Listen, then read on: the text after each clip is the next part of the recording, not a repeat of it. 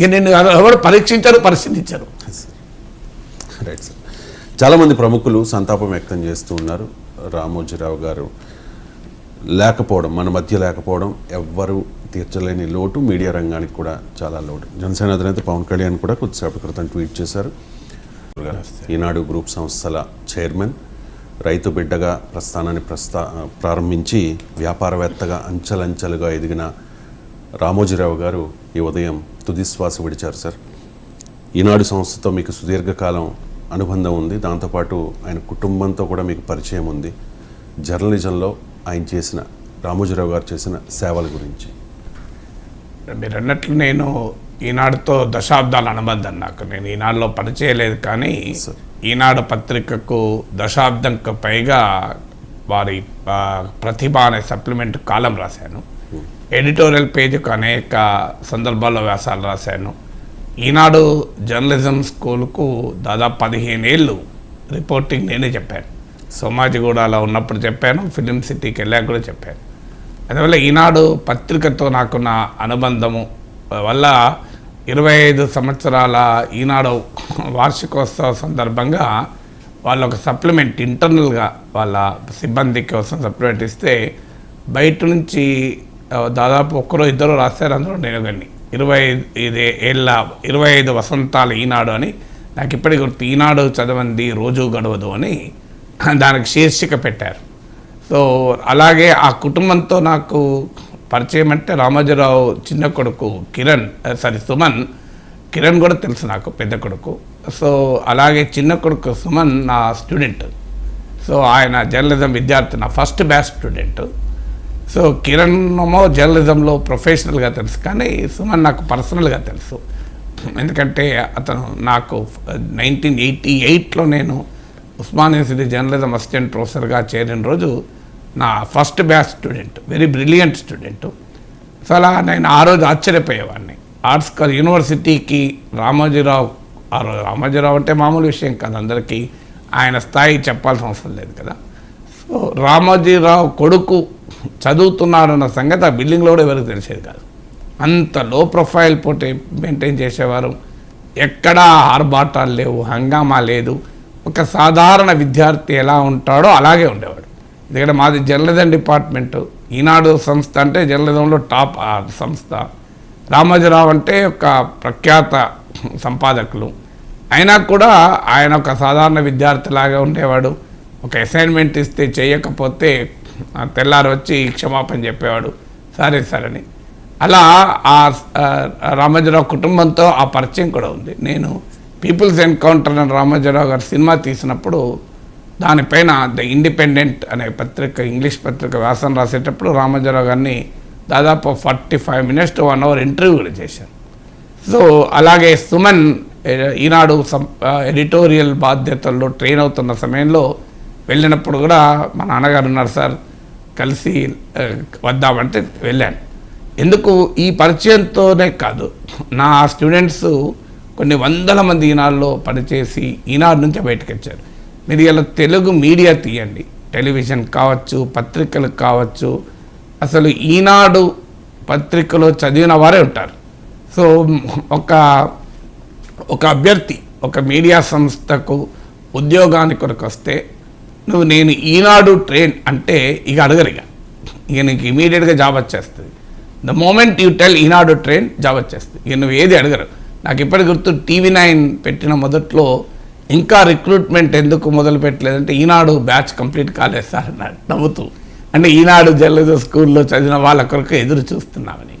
అందువల్ల తెలుగు మీడియా రంగంలో ఈనాడు శిక్షణ, ఈనాడులో పనిచేయడం, ఈనాడుతో కలిసి నడవడం అనేది ఒక పెద్ద గౌరవంగా, ఒక పెద్ద నైపుణ్యంగా, ఒక సర్టిఫికెట్గా ఇప్పటికీ ఉంది. అందుకే మీరు అన్ని పత్రికల్లోనూ ఈనాడులో పనిచేసిన వాళ్ళే తర్వాత కాలంలో సంపాదకులుగా ఉన్నారు. అందువల్ల ఈనాడు పత్రిక ఒక జర్నలిజంలో ఒక వటవృక్షమే కాదు, అనేక వృక్షాలకు విత్తనాలుగా తయారైన ఇచ్చి ఫలాలను ఇచ్చినటువంటి ఒక మీడియా సంస్థ. రాజకీయంగా రామోజీరావును ప్రశ్నించిన వారిని చూశాను, కానీ జర్నలిజం రంగంలో రామోజీరావు గారిని ప్రశ్నించిన వాళ్ళు లేరు, నాకు తెలిసినంత వరకు లేరు. ఒక్క మాటలో చెప్పాలంటే ఈజ్ ఎ లెజెండ్, మామూలు లెజెండ్ కాదు. చాలామంది తెలియదు, మాలాగా ఆయన ప్రొఫెషనల్లీ ట్రైన్డ్ జర్నలిస్ట్ కాకపోవచ్చు, కానీ నన్ను అడిగితే ఆయన బాన్ జర్నలిస్ట్ అంటారు. సో ఆయనకున్న ప్రత్యేకత కూడా ఏంటంటే మానవ సంబంధాలు, ఒక అద్భుతమైన మానవ సంబంధాలు. చాలామందికి రాంగ్ నోషన్ ఉంటుంది బయట నుంచి చూసేవారికి. నాకు ఇప్పటికి గుర్తు, సుమన్ కూతురు అనుకుంటాను, మనవరాలు మ్యారేజ్కి వెళ్ళాను నేను కుటుంబ సమేతంగా. వెళ్తే ఆయనే తాతగా ఆయనే కాళ్ళు గడిగాడు కూడా. సో అలా ఆ పెళ్లి పనుల్లో ఉండి కూడా కనబడితే పలకరించి మాట్లాడి ఆప్యాయతతో మాట్లాడాడు. మామూలు విషయం కాదు కదా, ఎందుకంటే అనేక మంది విఐపీలు ముఖ్యమంత్రులు వస్తున్న సమయంలో కూడా సంతోషండి నాగేశ్వర్ గారని, ఎందుకంటే ప్రత్యేకంగా ఈనాడు బ్యూరోలో సీనియర్ జర్నలిస్ట్ ద్వారా ఇన్విటేషన్ పంపాడు, వెళ్ళాడు. ఇప్పటికీ నిన్న మొన్నటి వరకు కూడా ప్రత్యేకంగా తనకు తెలిసిన వారికి, తాను అభిమానించే వారికి ఈనాడు డైరీ, ఈనాడు పేరుతో, అలాగే ఫిలిం సిటీలో పండిన ద్రాక్ష పళ్ళు, ఇవి రాకుండా ఉండదు. అందులో నేను కూడా నాకు కూడా అనేక సంవత్సరాల పాటు ఈనాడు డైరీ, ఫిలిం సిటీ ద్రాక్ష పళ్ళు వచ్చేవి. అంటే అలాంటి పర్టికులర్గా ఆయన గుర్తుపెట్టుకొని ఇంకో పలానా వారికి ఇవ్వాలని కూడా చెప్పేవాడు. అంత మానవ సంబంధాలు. సో అలాంటి స్థాయిలో ఉన్నటువంటి ఒక వ్యక్తి. అదే కదా ఇంకో గొప్పతనం ఏంటంటే ఎవరి నుంచైనా నేర్చుకునే, రామోజీరావు నుంచి నిజంగా ఈ తరం జర్నలిస్టులు అనేక విషయాలు నేర్చుకోవాలి. ఆయన వ్యక్తిగతంగా మానవ సంబంధాలు నేర్చుకోవడమే కాదు, అద్భుతమైన జర్నలిజం ప్రమాణాలు నేర్చుకోవచ్చు, ఒక గొప్ప స్ఫూర్తి పొందొచ్చు. మీకు ఆశ్చర్యం వేస్తుంది, 88 ఏట అనుకుంటాను, ఆయన ఎవరు కలిసినా నీ జీవిత కోరిక ఏంటి అని అడిగితే పని చేస్తూ చనిపోవాలి అనేవాడు, పని చేస్తూ ఒరిగిపోవాలి అనేవాడు. తనకి ఇంకా ఏది అవసరం లేదు, పని చేస్తూ ఒరిగిపోవాలి అనేవారు. ఎవరంటారు చూడండి మీరు, అంటే అవిశ్రాంతంగా పనిచేసేటువంటి ఒక అద్భుతమైన వ్యక్తిత్వం నిజంగా అందరం నేర్చుకోవాలి. సో చివరకు జరిగింది కూడా అదే. నాకు తెలిసినంత వరకు 88 ఏళ్ళు ఇప్పుడు ఆయనకు. 2 రోజుల క్రితం కూడా ఈనాడు ఆగస్టు 10 అనుకుంటాను 50వ వసంతంలోకి ఎంటర్ అవుతుంది. ఒక ఆ సుదినం కొరకు ఉండాల్సి ఉండే, కానీ మన చేతిలో లేదు, ఎవరికి మరణం చెప్పి రాదు గనక ఆ 2 నెలలు కూడా ఆగి ఉంటే ఇంకా సంతోషంగా ఉండేది. 2 రోజుల క్రితం వరకు కూడా ఆసుపత్రిలో రామోజీరావు గారు ఈ 50వ వార్షికోత్సవ ఏర్పాట్లను సమీక్షించాడు. చివరి వరకు కూడా, మీరు ఈనాడులో పనిచేసే వాళ్ళని అడగండి, చివరి వరకు కూడా పత్రికల్లో వార్తల్ని ప్లాన్ చేసేవారు. చాలామంది యజమానులు అసలు జర్నలిస్టులుగా ఉండరు, ఎవరితోనో రాయించుకుంటారు, ఆ పేరుకు మాత్రమే జర్నలిస్టులు అంటారు. అది నిజం కాదు. రామోజీరావు విషయంలో నిజం కాదు. Is a true journalist, tremendous news sense. Ramoji Rao గారికి ఉన్నంత వార్తను పసిగట్టగలిగే నైపుణ్యం బహుశా నాకు తెలిసినంత వరకు అరుదు, ఎవరికి ఉండదు.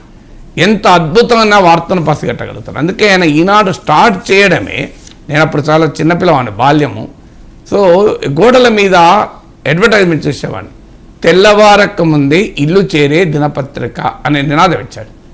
అప్పటి వరకు పత్రికలు 1 గంటకు వచ్చేవి, సొంత రవాణా ఉండేది కాదు, సొంత ట్రాన్స్పోర్ట్ను పట్టించుకున్న వారు ఎప్పుడు వస్తే ఏంటి, ఉదయం వస్తే ఏంటి, మధ్యాహ్నం వస్తే ఏంటి అనే ఒక లేజినెస్ న్యూస్ పేపర్ మార్కెటింగ్లో ఉండేది. అలాంటప్పుడు ఇల్లు తెల్లవారక ముందే ఇల్లు చేరే దినపత్రిక అని ఒక న్యూస్ పేపర్ అంటే తలుపు తీసే వరకే, నువ్వు ఉదయాన్నే లేచి తలుపు తీసే వరకే పత్రిక ప్రత్యక్షం కావాలి, నువ్వు ఒక టీ తాగుతూ పేపర్ చదవాలి అనే కల్చర్ను తెలుగు వారికి పరిచయం చేసినటువంటి ఒక అత్యున్నత స్థాయి పాత్రికేయుడు రామోజీరావు గారు.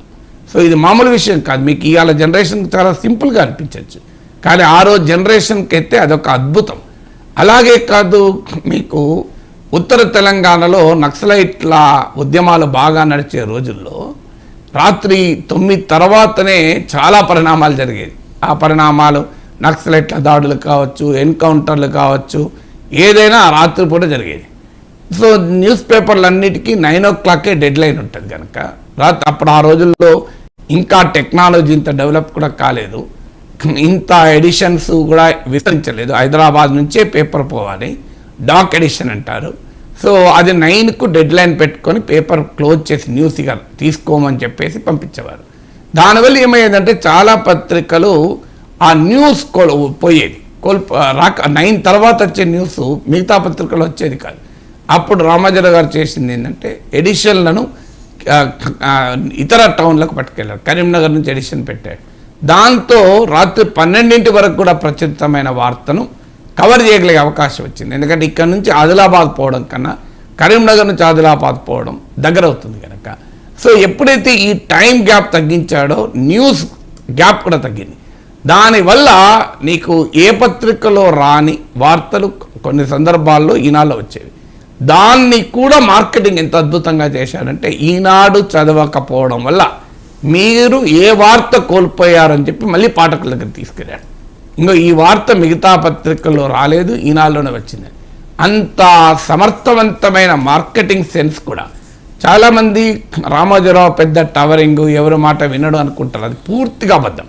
మీరు ఈనాడులో పనిచేసిన వాళ్ళు ఎవరినని అడగండి, ఒక సాధారణ సబ్ ఎడిటర్ గనక సలహా ఇచ్చిన, ఒక ఆఫీస్ బాయ్ సలహా ఇచ్చిన, ఓ సెక్యూరిటీ గార్డ్ సలహా ఇచ్చిన, ఆ సలహా విని చర్చించేటువంటి స్వభావం.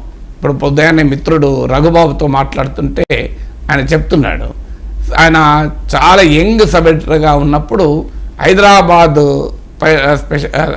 పైన ఒక వార్త రాస్తే ఆయన ఒక చిన్న సబ్ ఎడిటర్ కానీ పిలిపించుకొని నువ్వు చాలా బాగా రాస్తావని మెచ్చుకొని సూచనలు ఇచ్చారని. ఒక స్ట్రింగర్ ఏదో ఒక విలేజ్ నుంచి, ఒక మండల్ నుంచి ఒక స్ట్రింగర్ వార్త రాస్తే ఆ వార్తలో గనక ప్రత్యేకత ఉంటే దానికి గుర్తింపు ఇచ్చేటువంటి స్వభావం రామోజీరావు గారు. చాలామందికి తెలియదు పాఠకులకు. ఉదయాన్నే పేపర్ చదివి ఏ చిన్న తప్పునైనా, అక్షర దోషమైనా, లేదా వార్తకు ప్రాధాన్యత సరిగా ఇవ్వకపోవడమైనా, లేదా వార్తకు సరైన ప్రాధాన్యత ఇచ్చినప్పుడు కానీ ఒక మంచి హెడ్లైన్ రాసినా, ఒక హెడ్లైన్ రాయకపోయినా వాటిని అండర్లైన్ చేసి వాటిని మార్క్ చేసి తిరిగి డెస్క్ పంపుతారు ఎవ్రీ డే. ఆయన దాదాపు మిస్ కాకుండా చేసే పని అది. మళ్ళీ ఎవరెవరు తప్పులు చేశారో వాళ్ళందరూ కూడా దాన్ని మళ్ళీ ఆ తప్పులు సరి చేసుకోవటానికి అవకాశం ఉండేది. ఇలా జర్నలిజంలో క్వాలిటీ సెల్ అని పెట్టి, ఇప్పుడు ఎం నాగేశ్వరరావు అని ఈనాడు ఆంధ్రప్రదేశ్ ఎడిటర్ మిత్రుడు, ఆయన ఈనాడు జర్నలిజం స్కూల్తో పాటు క్వాలిటీ సెల్ ఇన్ఛార్జ్ ఉండే. అంటే నిరంతరం తన పత్రికలో ఉన్న సిబ్బంది నాణ్యతను పెంచాలి. ఇంటర్నల్గా ఒక హౌస్ జర్నల్ నడిపేవారు. చాలామందికి బయటకు తెలియంది హౌస్ జర్నల్ ఏ తప్పులు ఉన్నాయి, జర్నలిజంలో కొత్త ధోరణులు ఏంటి. ఎందుకంటే దానికి నన్ను ఇంటర్వ్యూ చేశారు కనుక నాకు తెలుసు కనుక. వాళ్ళ ఈనాడు జర్నలిస్టులకు మాత్రమే వెళ్ళే ఒక పత్రిక ఉంటుంది. ఇప్పుడు ఉందో లేదో తెలియదు కానీ ఉండేది. సో అప్పుడు ఆ పత్రికలో ఏంటంటే వారికి నిరంతరం ట్రైన్ ఇచ్చేవారు. రామోజీరావు గారు ఎవరు కలిసినా, ఒక యంగ్ జర్నలిస్ట్ కలిసినా నైపుణ్యం పెంచుకోండి, స్కిల్ స్కిల్ స్కిల్ అని చెప్పేవారు. ఒక జిల్లా పేజీల్లో కూడా చిన్న వార్త కూడా రామోజీరావు గారు చదివారు. చదవడమే కాదు, ఎక్కడో ఒక శ్రీకాకుళంలో ఒక చిన్న మండలం నుంచి ఒక వార్త గనక దానికి స్టేట్ లెవెల్గా కవరేజ్ ఇచ్చే వార్త ఉంటే అది అక్కడ మార్క్ చేసి ఇది ఈ జిల్లా అనుబంధంలో కాదు, ఇది రాష్ట్ర వార్తగా ఉండాలి అని పట్టుకునేవాడు. అంత పవర్ఫుల్ న్యూస్ సెన్స్ అన్నట్టు. అసలు జర్నల్ ఈనాడులో ఉన్న పాత్రికేయులు అందరూ ఒక ఎత్తు, రామోజీరావు గారు ఒక ఎత్తు, అంత పవర్ఫుల్గా పెట్టేవారు. అందుకే మీకు పొలిటికల్ కార్టూన్స్, అసలు దేశంలో ప్రపంచంలో చాలా పత్రికలకు పరిచయం లేని పొలిటికల్ కార్టూన్స్ను తెలుగు పత్రికల్లో ఇంట్రడ్యూస్ చేసి, ఒక తెలుగువాడు పొద్దున్న లేసుతోనే ఒక శ్రీధర్ కార్టూను, అంతకుముందు పాపా కార్టూన్, ఈనాడు కార్టూన్ చూడడం మీద ఒక అలవాటుగా మార్చుకున్నాడు. ఈనాడు ఇది సంగతి చూడడం మీద ఒక అలవాటుగా మార్చుకున్నాడు. ఈనాడు అడ్వర్టైజ్మెంట్ కూడా మీకు ఆశ్చర్యం వేస్తుంది. గారే గోంగూర ఈనాడు, తెలుగువారు వదల్లేంది అని. మీరు ఆ అడ్వర్టైజ్మెంట్ ఎన్నిసార్లు గుర్తు తెచ్చుకోండి, అరే కరెక్టే కదా అనిపిస్తుంది. కారే గోంగూర ఈనాడు. సో ఆ పదాలు వాటిని కలపడం కూడా చాలా ఆశ్చర్యం. సో ఎందుకంటే ఈనాడు తొలి నాట ఈనాడు ఒక రకంగా ఈనాడు చదవండి పత్రిక చదివే తృప్తి ఈనాటికి కూడా మీరు గమనించండి. ఈటీవీ 9 o'clock బులెటిన్, ఇన్ని 24 గంటల ఛానళ్ళు వచ్చాయి, ఇన్ని టీవీలు వచ్చాయి, న్యూస్ ఛానల్స్ వచ్చాయి, కానీ తెలుగునాట కొన్ని లక్షల మంది కాదు కోట్ల మంది ఈటీవీ 9 o'clock బులెటిన్ చూసి నిద్రపోతారు. అంటే అంత బ్రాండ్ ఆ బులెటిన్ ఖరాబ్ వచ్చింది. ఈనాటికి కూడా నాకు ఇప్పటికి గుర్తు, డిగ్రీ ఎగ్జామ్స్ వచ్చాయి. డిగ్రీ ఎగ్జామ్ రిజల్ట్స్ వచ్చిన తర్వాత మా పక్కింటి ఫ్రెండ్ నైబర్ వాళ్ళ కూతురు వచ్చింది. అంకుల్ నాకు రిజల్ట్స్ వచ్చాయి అంకుల్, మీకు ఈనాడు వస్తుందా అన్నారు. మీకు అన్ని పేపర్లు వస్తాయి కదా అన్నాడు. అంటే అవునమ్మా మీకు పేపర్ రాదా అన్నాడు. నాకు వేరే తెలుగు పేపర్లు వచ్చాయి అంకుల్, మరి అందులో చూసుకోలేదా రిజల్ట్? అందులో చూసుకున్నాను కానీ ఒకసారి కన్ఫర్మ్ చేసుకుందామని ఈనాడు చూస్తున్నాను. అసలు చాలా కాలం పాటు ఈనాడులో వస్తే ఆ వార్త కన్ఫర్మేషన్ అనేటువంటి స్టాండర్డ్స్ ఆఫ్ జర్నలిజం అనేవారు చెప్పారు. కారణం ఏంటంటే ఒక మెటిక్యులస్ ప్లానింగ్ ఉన్న వ్యక్తి. రామోజీరావు ప్రత్యేకత ఏంటంటే ఆయన చాలామంది ఇన్ని గంటలు ఎట్లా పనిచేస్తామంటే అసలు పనిచేయడంలోనే విశ్రాంతి అనేవారు. పనిచేయడం నేను మాట్లాడినప్పుడు అడిగారితే అన్నాడు, అసలు విశ్రాంతి ఏంటి, పనిచేసే విశ్రాంతి కాదా అన్నాడు. ఆనందంగా పనిచేస్తున్నా దాని మించిన విశ్రాంతి ఏంటి అన్నాడు. అంత ఆనందంగా పనిచేసేటప్పుడు ఎంత రిలీఫ్ ఉంటుందండి అన్నాడు నాతో నేను ఇంటర్వ్యూ చేసినప్పుడు. అందువల్ల పనిచేయడంలోనే విశ్రాంతి, తాను పనిచేస్తూ ఒరిగిపోవాలని కోరుకున్నటువంటి ఒక గొప్ప పాత్రికేయ శ్రామికుడు, కలం కార్మికుడు. సో అందువల్ల ఆయన ఒక విజన్ అనేది చాలామంది ఆశ్చర్యం. మీకు చిన్న ఎగ్జాంపుల్ చెప్తాను. ఒక సిటీ, ఒక ఊరుకు ఈనాడు పోతుంది. అక్కడ సైడ్ ఆడ మధ్యలో పేపర్లు వేస్తారు. అక్కడ నుంచి బస్సులో వెనక్కిపోతుంది, ఇంకో ఊరికి వెళ్తుంది. సో ఒకసారి రివ్యూలో ఆ ఊరు వాళ్ళు చెప్పారు, ఇక్కడ 25 పేపర్లు కూడా వస్తలేవండి, ఈ కారు బస్సుకు పోతే లేట్ అవుతుంది అంటే కారు పెట్టండి అన్నాడు. సో ఆ ఊరికి వెళ్ళి కారు మళ్ళీ వెనక్కి వచ్చి ఇక్కడికి ఇవ్వాలి. మళ్ళీ రివ్యూలు ఏమన్నారంటే అంత 25 పేపర్ల కొరకు ప్రత్యేకంగా కారు పోతుంది, డబ్బులు దండ కదా అన్నాడు. రామోజీరావు వెంటనే ఏమన్నాడు తెలుసా, అయితే ఆ ఊరికి వేరే కారు పెట్టండి సెపరేట్గా అన్నాడు. సార్ ఆ పోయిన కారే వెనక్కి వచ్చి పోవడమే దండగా అంటుంటే మీరు వేరే కారు పెట్టడం ఎందుకు అన్నారు. మీరు డబ్బులు మీ కావు కదా, నాయి కదా, పెట్టండి అన్నాడు. మళ్ళీ 6 నెలల తర్వాత కనుక దాన్ని రివ్యూ చేస్తే ఆ 25 పేపర్లు నా ఊరికి 250 పేపర్లు అయినాయి. సో ఎలా అందరూ ఆశ్చర్యపోయారు, ఏంటి ఇది ఎలా సాధ్యమైందంటే, మీరేం చూశారు 25 పేపర్లకు ఖర్చు పెట్టడం ఎందుకు అన్నారు. నేనేం చూశానంటే ఖర్చు పెట్టకపోవడం వల్ల అది పెరగడం లేదు, అక్కడ నుంచి కారు వచ్చి వెనక్కిపోయేవాళ్ళు లేట్ అవుతుంది, అందువల్ల 250 పేపర్లు కావాలంటే స్పెషల్ కార్ పెట్టాలి అన్నాడు. సో అంత మెటిక్యులస్గా ప్లాన్ చేసేటువంటి వ్యక్తి. ఒక మీటింగు చాలామంది ఈనాడులో ఒక సాంప్రదాయం ఉంటుంది, అంటే ఎంత రిపోర్టర్ అయినా సబ్ ఎడిటర్ అయినా ఏదైనా రామోజీరావు గారికి ఉత్తరం లేఖ రాయొచ్చు, సమస్యలు ఏంటి, ఇబ్బందులు ఏంటి అని. ఒక రివ్యూ మీటింగ్ పెట్టే ముందు అవన్నీ సమీక్షించి వాటిని అండర్లైన్ చేసి అవి చూసేటువంటి పర్సన్కి పంపిస్తాడు. నువ్వు మీటింగ్ సమయానికి వచ్చే వరకు వీళ్ళు చెప్పిన సమస్యలు ఎన్ని పరిష్కరించగలవు అంటే ముందే పరిష్కరించాలి. మీటింగ్ అయినాక పరిష్కరిస్తారు చాలామంది. ఎవరైనా మీటింగ్లో సమీక్షించి యాక్షన్ ప్లాన్ ఇచ్చి పరిష్కరిస్తారు. రామోజీరావు గారి స్టైల్ ఆఫ్ ఫంక్షనింగ్ ఏంటంటే తనకు ఒక మీటింగ్ పెట్టడానికి అప్పటి వరకు వచ్చిన లేఖలన్నీ తీసుకొని అవన్నీ చదివి వాటిని అండర్లైన్ చేసి ఆ కన్సర్న్ పర్సన్ పంపి మీటింగ్ వచ్చే వరకు ఇందులో 20% 30% సాల్వ్ చేసుకున్నామనేవారు. ఆ మీటింగ్లో సాల్వ్ అయ్యాయి, మిగతావి ఆ సంబంధిత హెడ్స్ని అడిగి యాక్షన్ ప్లాన్ ఇచ్చి 15 రోజుల్లో పరిష్కారమై మళ్ళీ 15 రోజుల్లో సమీక్ష పెట్టేవారు. అందువల్ల రామోజీరావు నుంచి నేర్చుకోవాల్సిందంటే ఒక మెటిక్యులస్ ప్లానింగ్ టు డీటెయిల్ అంటారు. అంటే ప్రతి చిన్న వివరాన్ని కూడా చాలా జాగ్రత్తగా ప్రణాళికాబద్ధంగా చేసేటువంటి ఒక వ్యక్తి. ఇంకో ప్రత్యేకత ఏంటంటే ప్లానింగ్ ఫర్ ఎహెడ్. ఇది మనం అందరము నేర్చుకోవాలి ఒక రామోజీరావు జీవితం నుంచి. Planning for ahead. ఒక మిత్రుడు చెప్పాడు, రామోజీరావుని కలిశాడు రిటైర్మెంట్ ఇంకా కాకముందే. సో కలిసిన తర్వాత కామన్ ఫ్రెండ్, ఏముంది అంత మంచిగా, ఏంది బాగా ఏమున్నావు, రిటైర్మెంట్ తర్వాత ఏం చేయాలనుకుంటున్నావు, ఎలా ఉన్నావు అని అడిగి పిల్లలు ఎంతమంది అన్నీ అడిగారు. అడిగిన తర్వాత